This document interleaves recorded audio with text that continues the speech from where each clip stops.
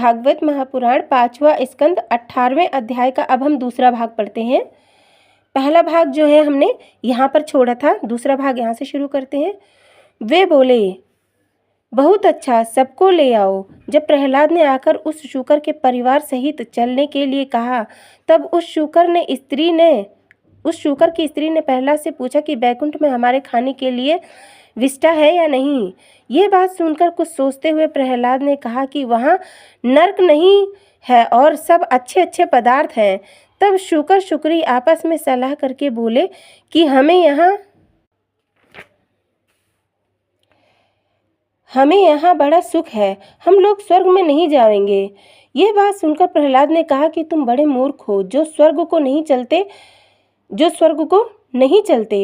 ये बात सुनकर वह शूकर प्रहलाद की ओर गुर्राने लगा।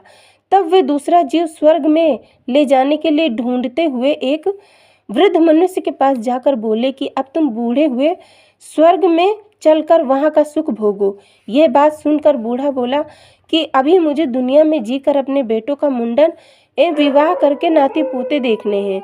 तुम्हारे कहने से अभी कैसे मर जाऊं? तुम यहाँ से चले जाओ।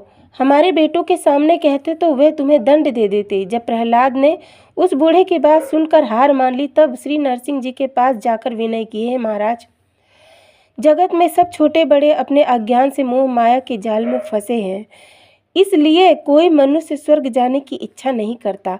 यह वचन सुनकर नरसिंह जी बोले, हे प्रहलाद, जगत में जिसने जैसा शरीर पाया है वे उसी में मग्न रहता है। उसकी इच्छा किसी तरह पूरी नहीं होती। आँख कान आदि सब इंद्रियां कमजोर हो जाती हैं, परंतु मन संसार को छोड़ना नहीं चाहता। यह बात सुनकर प्रहलाद जी ने नरसिंह जी को प्रणाम करके विनती की, हे महाराज, यहाँ सब आपकी माया है। जिसको दया करके आप ज्ञान देते हैं वही स्वर्ग की इच्छा करता है। सबको ज्ञान प्राप्त होना बहुत कठिन है।